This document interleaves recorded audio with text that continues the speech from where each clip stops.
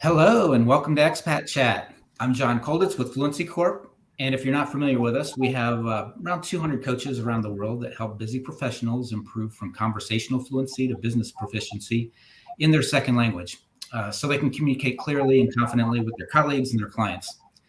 We're happy to share our expat experiences with you. And if you're joining us live, uh, please in chat know who you are and where you're tuning in from.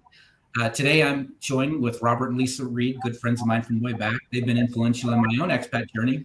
And give them some love in the chat. Ask them any questions you'd like them to answer. Robert and Lisa moved from Austin, Texas. They're now just outside Munich. And we'll get started with our chat now. So welcome, Robert and Lisa. Hello. Thanks, John. Hi, everyone. So tell us, what prompted you to consider moving overseas? Do you want to take that one? Oh, sure. We had traveled around Europe a couple of times. We made several trips over here, and we just decided that we kind of enjoyed the difference in the lifestyle and the difference in the culture, and just thought it would be fun to be able to explore around. And so I started looking for jobs around Europe, and had some interviews and got a couple of offers, and through all of that, we just made it happen. And we ended up picking Munich because it was one of the places where we could find a job, and it's pretty centrally located in Europe. It makes it getting around easy. There's this, it's a big airport, it's a big train station, middle of the continent, or middle of Western Europe anyway. Yeah. So it makes it very handy. So just kind of decided we wanted to try a new adventure. The kids were growing out of the house, and we just figured out how to make it happen. So there you go. Awesome. We are older than a lot of expats. A lot of expats we find are in their 20s and 30s. So before they have kids or have very young kids. Right. Yeah. And so we're doing this kind of at the other end of having kids, which is interesting. But we really wanted to be in a place where we could walk more, cycle more, take trains more, drive less, all of those things. And all of those things have proved to be as delightful as we thought they would. Yeah. Awesome. So what is there anything that really surprised you in a way you didn't expect with the move? I would say the hardest thing for us has been learning a second language in our 50s. So if you take a lot of language in high school or even in childhood, it's much easier to pick up a third language, but learning a second is really tough. And while English has one word for the, German has so many, a couple dozen. And so you have to know what part of the sentence and is it blah, blah, blah, blah, blah, all the rules. So it's been harder to pick up the language than we anticipated, for sure. And we haven't needed it as much, frankly, especially in a big city like Munich. Most people speak English, and my accent is bad enough in German that when I speak German, most people just switch to English because they know. So it hasn't been as difficult. It would have been nice to have some German before we moved over here, have more than we did. Yeah, we'd recommend that for sure. But yeah. It's not been required, fortunately. Okay. But also the other thing that took the most, the weather takes a little getting used to. The first winter was a little more than I expected. Being from Texas, where the length of the day doesn't change that much, when you get someplace this north and the days get really short in the winter, that took some getting used to, more than I expected. Yeah. So on the language piece, do your colleagues, is English does everyone just speak English in your office, or how do you communicate with your colleagues? They all speak English. Yeah. Amongst themselves, they'll speak German, right? Yeah. But the default is, everybody's second language is English over here, right? So if you're speaking, if the guys from Germany are going to talking to people in France, they're going to speak English. That's just how it works. Okay. Right? Generally speaking, everybody speaks English, and they'll speak English around me. I don't interface a ton with the guys here. I largely deal with my group back in Austin still, but when I do, it hasn't been that difficult. Again, especially here, because a lot of people do speak English, and it's more of a sales office. So they deal with other countries, and so the default second language for everybody here is English. So that's how it ends up working. Yeah, that's convenient. Yeah, it is, and it helps. It helps. Yeah. So how about you, Lisa? So in the global mobility field, you'd be considered the trailing spouse, since Robert is the one who took the. So you're familiar with that term? I'm not familiar with the term, but that makes perfect sense. So how's the move been for you? What? When we moved here, we said we're not going to be expats. We're going to immerse in the culture. We're going to have German friends, and that lasted about a month. We're both pretty social people, and so at the end of the month, we were like, we really need some social time. And so Robert had a coworker who was from Britain, and he graciously invited us over for dinner and introduced us to another couple that was from Scotland. Subsequently, I started a Facebook group here. There's a giant Facebook group called Munich Expats, like 12,000 people. It's enormous. And so I started about 6 months in, I started a Facebook group called Expat Ladies Munich. And we're now up to right around 2,000 people. But in terms of, at least when it was smaller, it was a lot easier to meet people when it was smaller. But I met a lot of people through that group. I've definitely made some friends, German and otherwise, from all over the world. So my focus has been more finding community and sort of bringing that aspect into our lives. So that's what I've focused on more than anything. Yeah. And the last couple of years, keeping the dog happy. Which is a job in itself. Yes. She's a very spoiled. Lisa, you still have your work with the church back in Austin. Is that correct? Or I do. It's pretty minimal, so I don't put in a lot of hours with them at all. But I help with the online campus for Gateway Church in Austin, so I do some stuff with that, but not a lot. Yeah. Okay. So your Facebook group, are most of the people who join, are they US based, or do you get people? Not at all. Not at all. No, they are from everywhere. I mean, name a place, and we've had people move here from there. We have we have a lot of Asians. We have a lot of Europeans. We have lots of Americans. But I wouldn't say that if I had to pick the biggest group, I think it would probably be other European countries, not Americans. Yeah. Most of the majority of the people who natively speak English in this part of the world are going to be from Great Britain, not from the U.S. So it's a little bit different. Yeah. Yeah. Separated by a common language. Yeah. Although I was telling somebody the other day, the first time somebody said you're in my diary, it just kind of creeped me out. Oh, your calendar, right? Yeah. Oh, your calendar. Yeah. Oh, okay. Right. Yeah. I haven't run across that one yet. That's interesting. Yeah. The other one was first day we worked in our London office. Somebody came in and said, "Have you seen my jumper?" And to me, a jumper is something you dress your toddler in. Like, right. Why? So we had to have that whole conversation of what a jumper is. And then There's a group of women, and one of them, a former teacher, said that she never allowed the children to use rubbers on tests. And so my brain went, can't be talking about condoms. Not talking about galoshes either. And so it took me a probably 5 or 10 seconds, but I got to erasers. But that is what we call that. Yeah. So, and back to the climate thing, in Wales, they have what they call two jumper days because you have two sweaters. And I literally, I was on a 1-week trip to Wales from Austin in February. And I literally wore everything in my suitcase every day because it was that cold inside.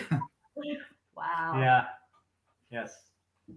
That sounds about right. Well, in the UK, it's so The temperature was hovering right around freezing, and it wasn't much warmer in the buildings. We're in big draft. Oh, great. Yeah. So how's it? Is there a type of person that's been easier to get to know since you're meeting everyone really new? Has anything helped you to really engage with people who are other expats or even locals? It depends on the person, I would say. The German friends that we've made, the ones that are like actual Germans, for the most part, have lived in other places. So I find that if you have lived in multiple countries, it gives you a little bit different mindset than people who have been kind of in one place their whole lives. And so we tend to gravitate toward people that have done that, and that does include the Germans. But as far as finding common ground, I recently had a woman, well, 6 months ago, she joined my Facebook group, and you have to answer some questions to join the group. And she said, yeah, my husband and I are in our 50s and our kids are grown and we're moving to Munich. And I was like, private message. So they also were moving from a very sunny climate. They were in Arizona. And so we've talked a lot to them about how the weather is different. It rains a lot here. It's gray a lot here. And we have had a very, very cold, rainy spring. And we've seen them multiple times and they're like, this isn't normal, right? We're like, no, this is not normal. It's terrible. But it's just the way it is sometimes, right? If you hate rain, you probably shouldn't move to Germany or the UK. That's another little bit of advice. Yeah. So what's it like living in the Alps? Mountains in Texas are very different than Bavaria. Well, there are no mountains in Texas. Let's be real. Yeah. It's very different because I mean the Alps are, I mean they're right here, and on a clear day when we get away a little bit from buildings, we can see them off in the distance, and yeah, it's really cool. It never gets old. It doesn't. It's beautiful. They're it really gorgeous. is. Yeah. So we can go to any of like 4 different places in the Alps and be there in about an hour and a half. Salzburg, Innsbruck, Berchtesgaden, and Garmisch-Partenkirchen. And 2 of those have hosted Winter Olympics. So it's true world-class skiing, which we don't do. But other people seem to be very excited by that. So. Yeah. Yeah. One of those, that's the way to go. Yeah. So what other things, you had mentioned in our earlier conversations, that the thing that jumps out to me, I've got to know what Ruhetag is. So Ruhetag is literally quiet day. And so almost all of the holidays in Bavaria, at least, I mean, the rest of Germany, this is also true, but particularly in Bavaria, all the holidays are religious holidays. And so they are Ruhetags. And Sundays, every Sunday. And every Sunday. So we just had May Day was on May 1st, this last Monday. And so we had a Sunday Ruhetag followed by a holiday Ruhetag. And that means all the shops are closed, all the grocery stores are closed. At least some of the restaurants are closed, like half-ish of them.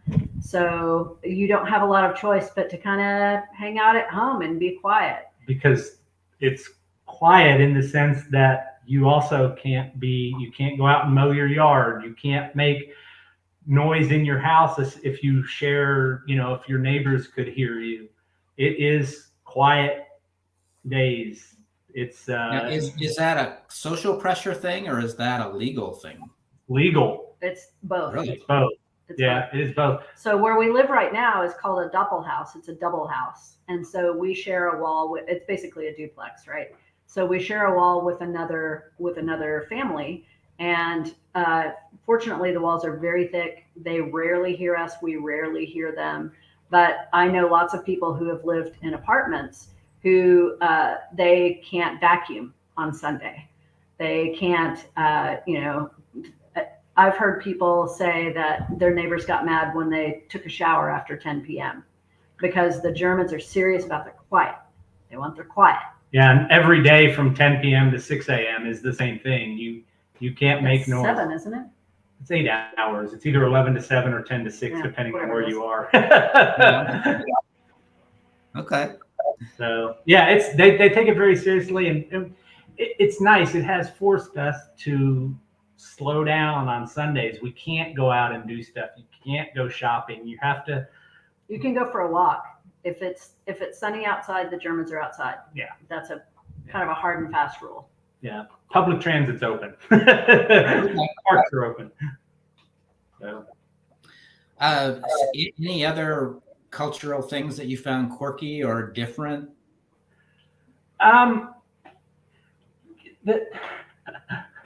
The American stereotype, the beer garden is a cultural, it's a part of Bavarian, at least, culture.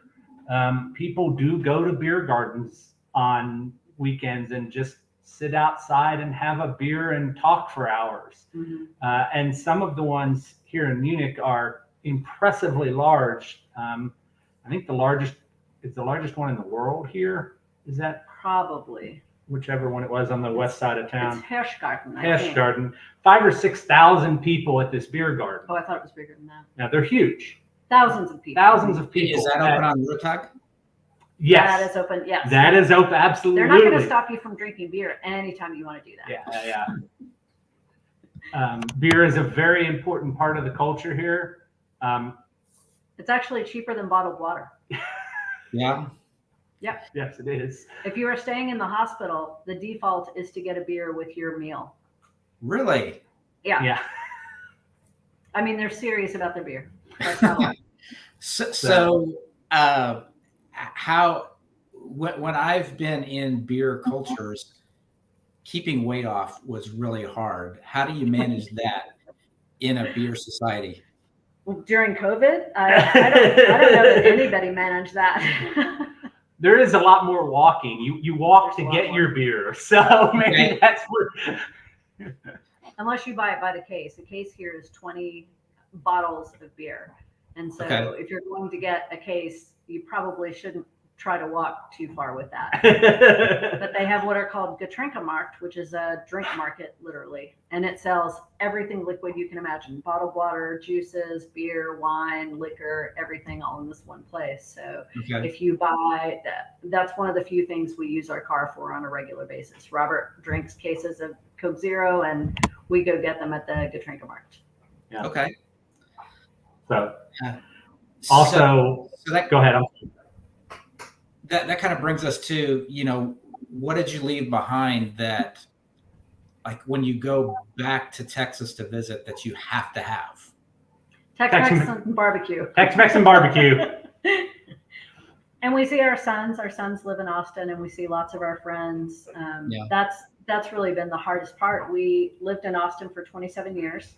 We had a deep and wide community there. We had really deep roots there, and we picked all that up to move here. And we haven't developed the same depth of relationships in the 5 years that we've been here, obviously, as we would have in the 27 years in Austin. So we miss our friends and we miss the food, but we bring a lot of like salsa and enchilada sauce and taco seasoning back with us so that we can make those things here.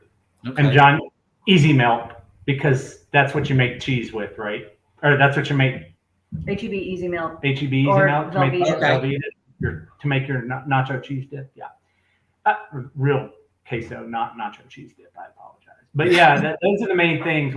We found a couple of restaurants here that kind of do Cali Mex. That's okay, not bad. Kind of scratches the itch. But barbecue is really, I mean, you can't, you know, You can't get real barbecue outside Texas. You can't throw a rock without hitting a barbecue place in Austin. So Right. So do the kids send you any care packages now and again, or? nothing. Shipping is insanely expensive. So no, we don't ask our kids to do that. Yeah. We do have a couple of friends that have and will send care packages, which is really nice. But the shipping is outrageous to get that stuff here. Yeah. So We've gotten spoiled, so we fly economy plus when we fly back to the States, and you get 2 free checked bags when you do that each. And so generally we take maybe 1 and 1.5 suitcases worth of clothes, and the rest of the stuff is whatever we need to bring back. I would have a suitcase full of Chipotle peppers, I think. You can't get those. Yep. Food and enchilada sauce, HEB salsa because it's really good. Peanut butter is not the same here at all. Yeah. So we bring back peanut butter from the U.S. when we go. Just strange little things like that. And we take beer with us. So because our sons are like, how soon can you get here with the beer? So I know, a lot of German brands are available in the U.S. Are there brands that that your sons look forward to that they can't get in Texas? I mean, all of the good Bavarian beers that we get, every one of those brands, I think I've seen one of them. Have you seen Hofbrau in Austin ever? Is it just Augustiner? No, I've seen Hofbrau, but not Augustiner. Oh, Hofbrau, not Augustiner. There's one of the beer brands that you can maybe find.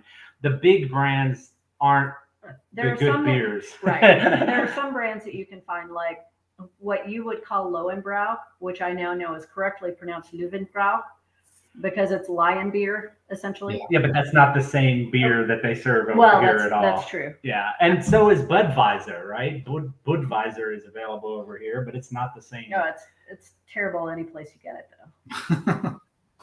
Ouch. For the record, Budweiser is not sponsoring Expat Chat.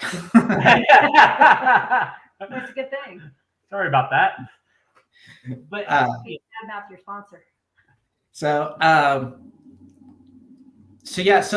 there other things? I know with us, grocery shopping was a bit of a culture shock.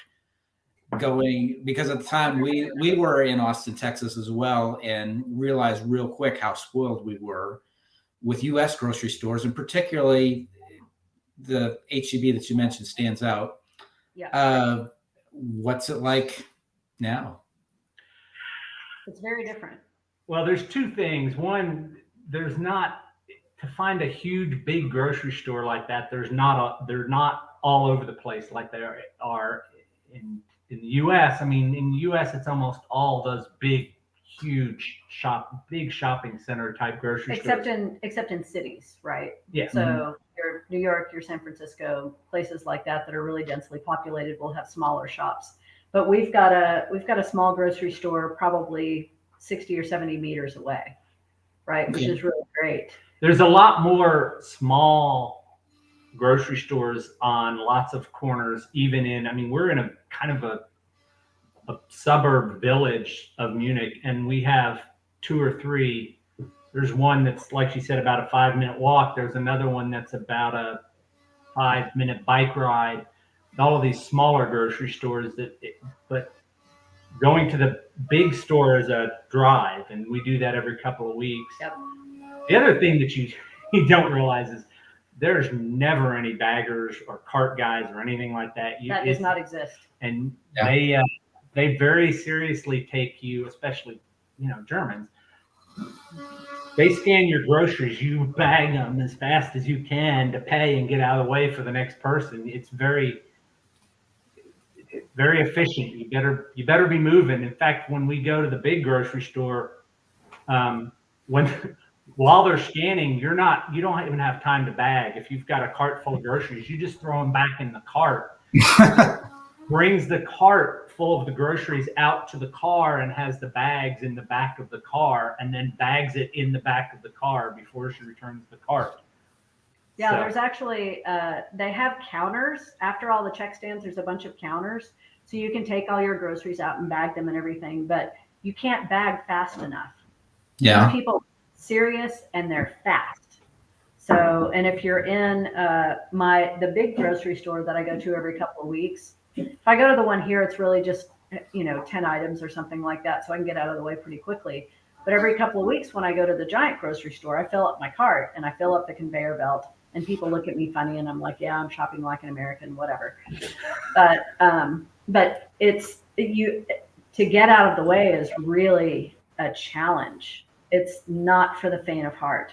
The first about 2 weeks after we got here, we were shopping at one of the discount grocery stores. We have Aldi and Lidl are both German brands, and this was a Lidl where we were shopping.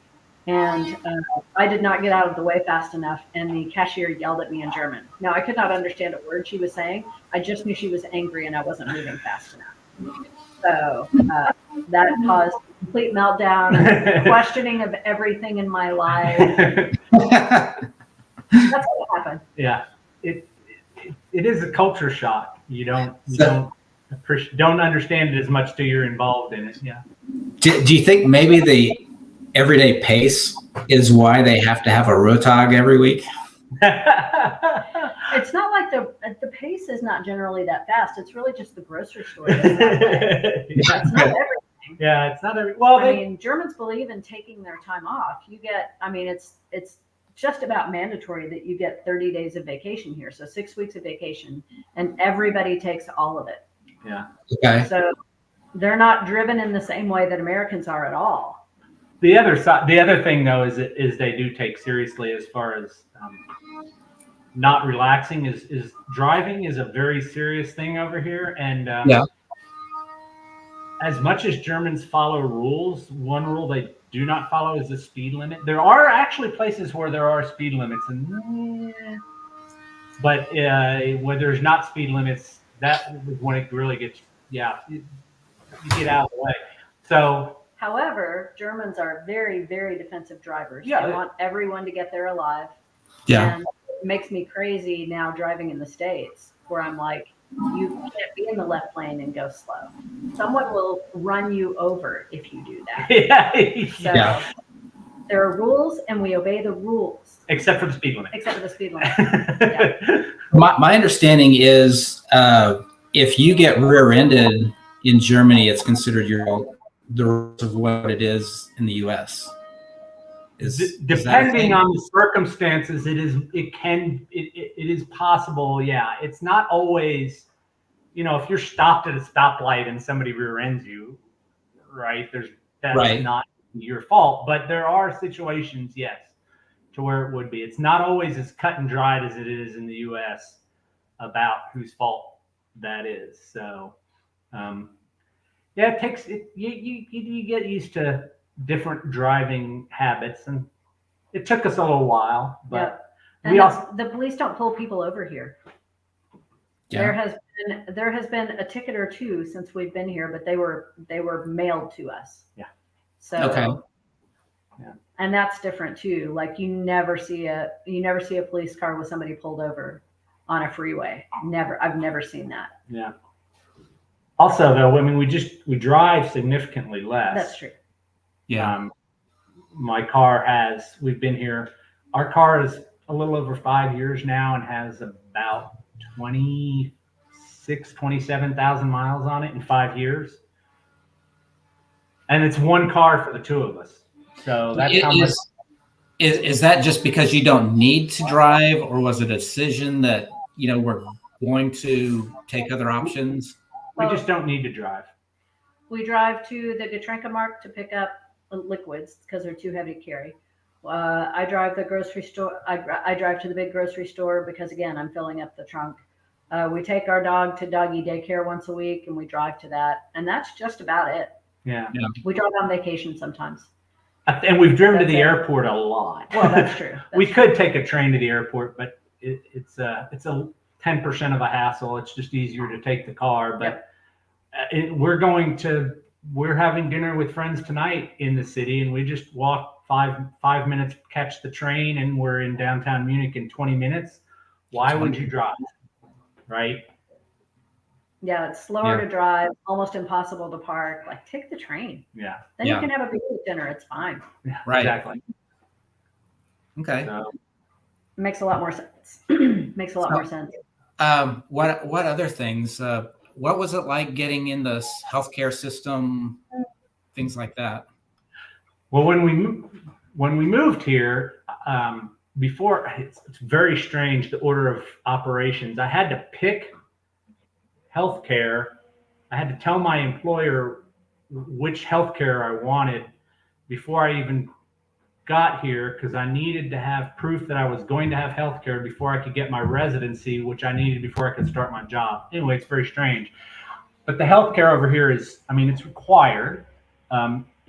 Everybody has it. Everybody has it. It's paid for with taxes, but it's not a single payer system. In other words, the government does not pay hospitals and doctors directly. They use your money to pay for insurance, and you can go the public plan, which there's a bunch of, which are all administered by private companies, but it's called, the government pays this much, the private plan or the public plan pays this much to doctors, it covers this many things, it covers everything. But and then there's private insurance, which covers a few more things, costs you a little more, and it variable cost. And once you're on a private plan, you can't go back to a public plan, because private plans are generally cheaper when you're younger and get more expensive as you age. And they don't want people to take advantage of that by switching. Right. So there are doctors that only see private patients, but in our experience, almost all of them see both. Oh yeah, they'll all. We haven't run into that particular issue, but getting in the healthcare system is, I mean, it's easy in that sense. You just have to know which kind of insurance you want when you get here, which, very quickly figured out. We wanted to do public because we didn't want to be stuck in private forever until we figured it out. Yeah. But it's administered by a private company. You have a health insurance. You have a card that looks like a credit card. You can take it to any doctor. It's called your Gesundheitskarte. Good health card. Your good health card. Really? Yes. It's pretty great. Gesundheit means healthiness. And yeah, it's been great. We haven't had any problems. Lisa's had to have surgery since we've been over here and didn't. Yeah, I broke a wrist and just being dumb, and there was an ambulance right there, so they came over and splinted me and gave me a ride to the hospital, and then I had an ambulance ride, an ER visit, came back 2 days for surgery, stayed overnight after the surgery, and they gave me a wrist brace to wear after that, which they were very clear with me and explained it 3 times was going to cost me 10 euros. And I was like, okay. But the whole thing, including the 10 euros for the wrist brace, I think it was 35 euros or 35 something. euros out of pocket for us. So nobody here worries about anything related to their health trashing them financially. It just doesn't happen, which is amazing. And something I wish we could get our boys over here to experience, our sons. Yeah. I mean, it's not a panacea. There are things that are different, but the care I received was excellent. Yeah, the care has never been the problem. So yeah. So that's very helpful.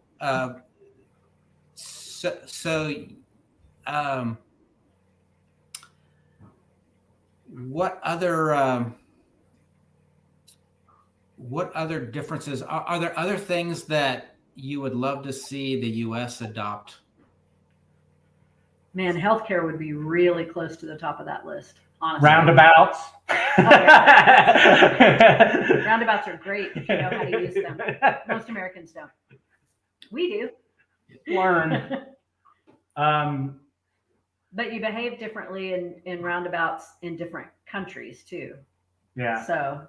Yeah, I've heard people talk about public transit, and the thing about public transit over here is the cities are maybe the city centers themselves aren't as dense, but like even the suburbs are more densely populated A lot more. than in the US. I mean, we live in a suburb, but we live in a duplex, and there's several story buildings, and 3-story buildings in this suburb where the bottom is business and people live over top of it. So you can always have the population density needed to be able to support public transit. If they could figure out how to do that in the US, that would be great. But it's a complete mindset. It's just not possible in a place like, say, Houston or Austin, because it's just not densely populated enough. Yeah. Germany is half the size of Texas with 3 times the population. Okay. Right. So you have 80. And there is farmland, there is ranch land, right? There's lots of forests. Yep. But the people have to be more closely packed, and it just makes public transit easier. But there are places where they could do a better job of it in the US. Oh, for sure. Gosh, I don't know. Other than healthcare, I mean, one thing the Germans don't do right that the US does do right is that in Germany, when you come up to an intersection, the traffic light is on your side of the intersection, not across the street. So it's over your head, and if you're in the front of the line, you're doing this, trying to see that's not great. And Germans who have been to the US would be like, yeah, we should have done it that way. Our way is not right. So do you know it's time to go when you hear honking behind you? You better move before that. Yeah. Well, so actually here, and this is another thing that Germany does slightly differently. When the light is about to turn green, it stays red, but then for about half a second or so, the yellow turns on also before it turns green. Okay. So you have a warning. So people don't run lights here, because when the light turns green, they're going. So you better not be coming the other way. Yeah. Because they're going. Yeah. And there's more of a delay from the red lights. Traffic is just, they're just. And pedestrians have the right of way, period, the end. Yeah. And bikes. Yeah. So cars have to yield to both pedestrians and bikes. And that takes some getting used to. You have to pay a lot more attention when you're driving here. Yeah. Do bikes occupy the same lanes? Is it a good cycling lane culture? No, there are usually specific lanes for the bicyclists. But it's a sidewalk. And so the bicyclists have the lane closest to the street. And then there's actually either there's a paving difference or there's a stripe painted, so that this is the bike lane, this is the pedestrian lane. And you best stay out of the bike lane because they will run you over. Yeah, but generally they're they can be also just on the roads, and that's perfectly acceptable, and the cars have to yield to them. Yeah. But usually they've got their own lane, and that's where they are. Yeah, usually. Okay. So it's much friendly. Yeah. So is this? So how long have you been in Germany now? A little over 5 years, almost 5 years. Almost sorry. 5 years. Yeah. 5 years in next month. 5 years in June. Yeah. Yeah. When you left Texas for Germany, did you have a number in your mind for how long you would be there? I don't think we did. No, we really didn't. We just thought we'd come over here and kind of see how it went. And people ask us all the time, are you moving back? Are you planning to move back? When are you moving back? His mother asks that one every time we talk to her. But it's really, we have no plans in that direction. We really like it here for a lot of different reasons. And will we retire here? I have no idea. Yeah. Right. But we don't have any current plans to go anywhere else. Okay.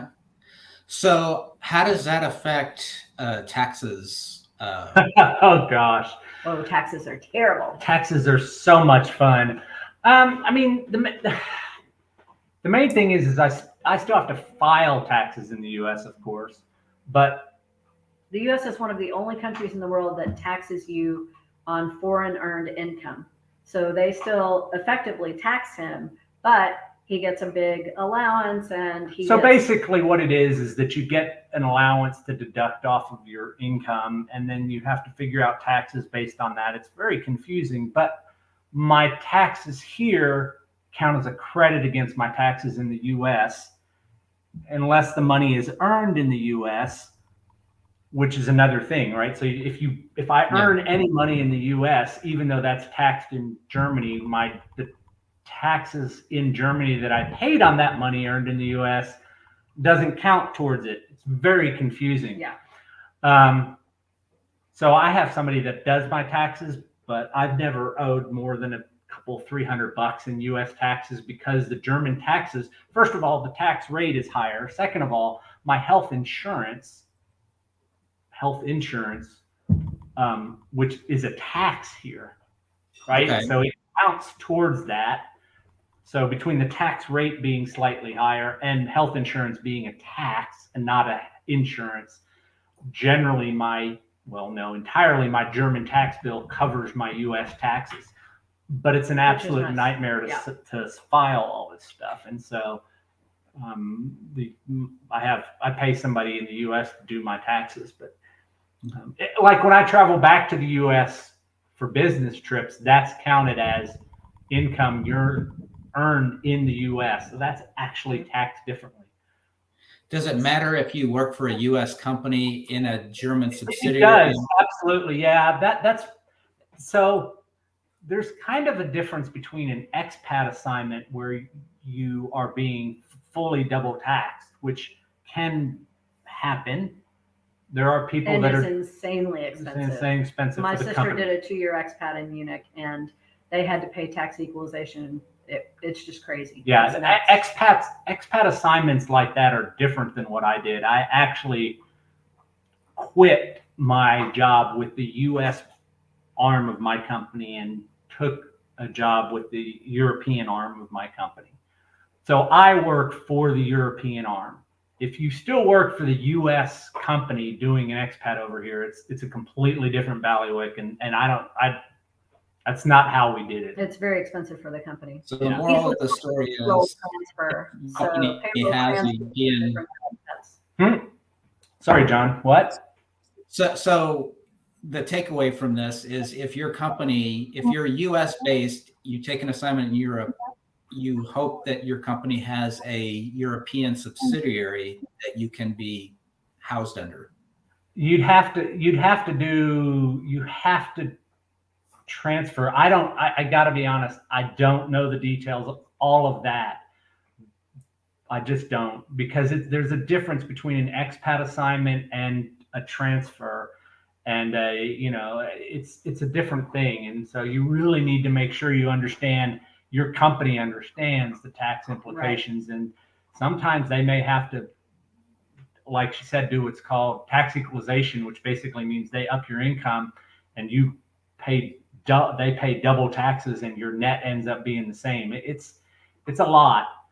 But again, that's not what I did, but I was just moving over here permanently. Right? This was an open-ended permanent move. So not a 2-year expat assignment. Yeah.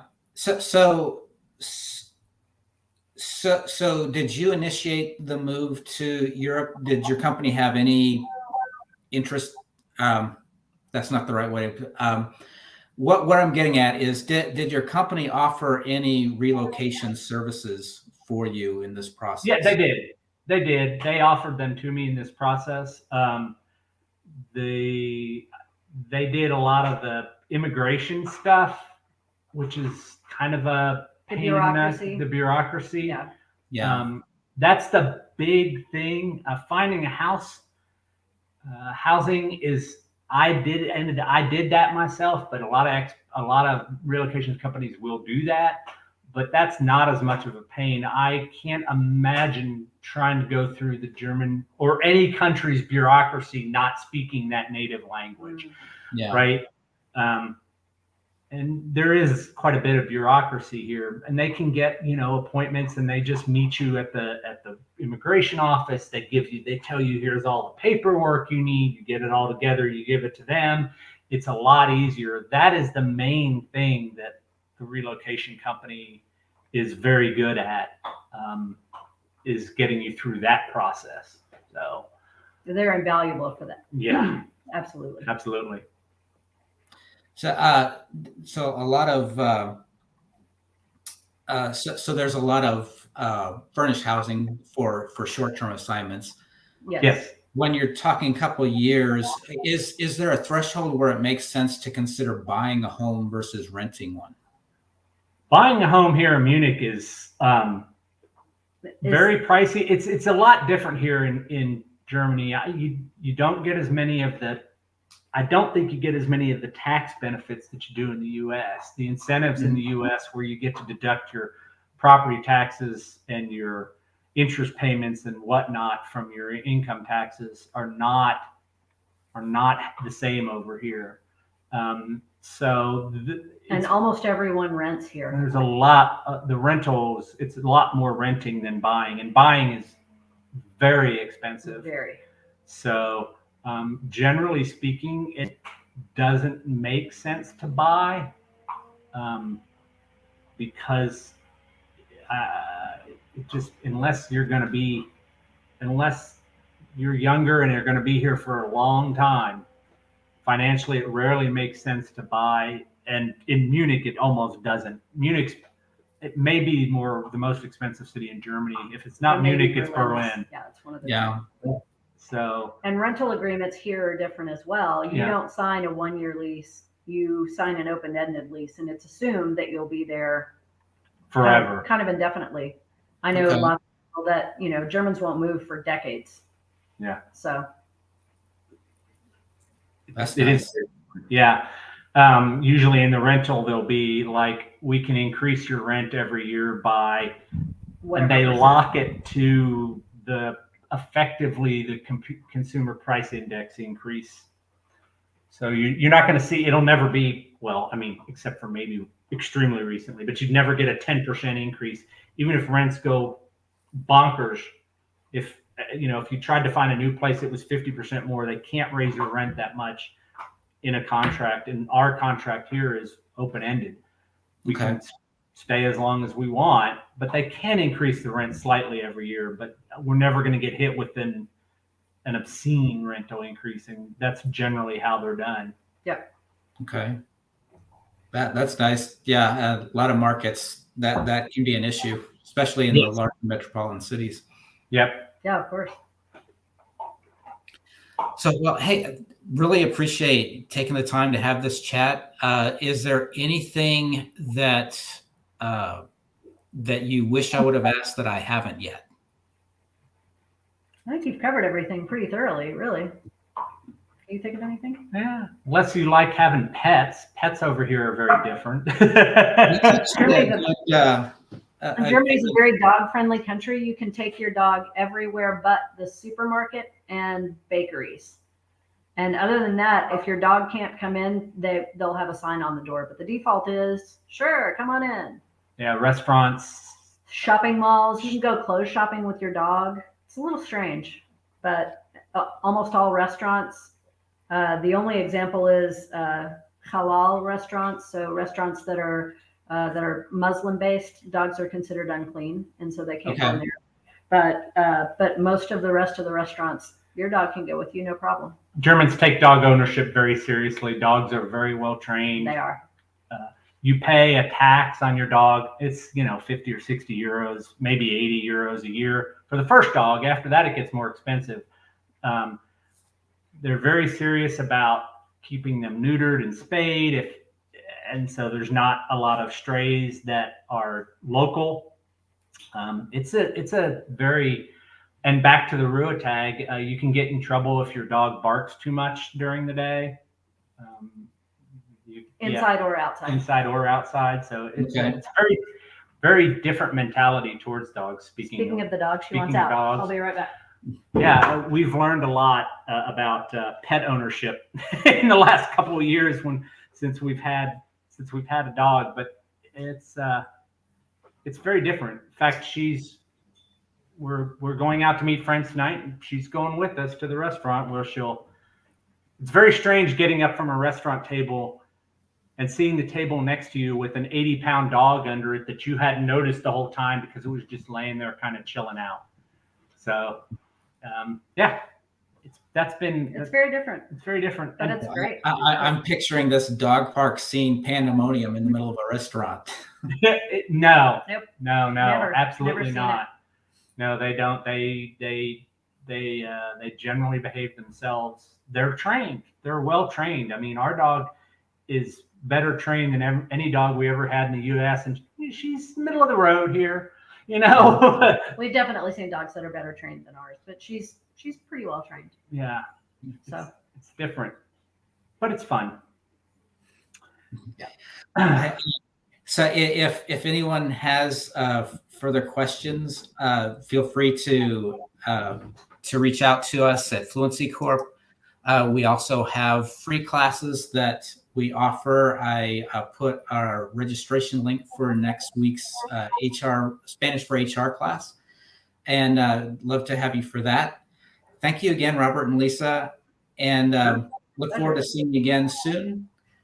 But for today, we'll sign off. Thanks, John. thanks, John. Good to see you. You too. Bye.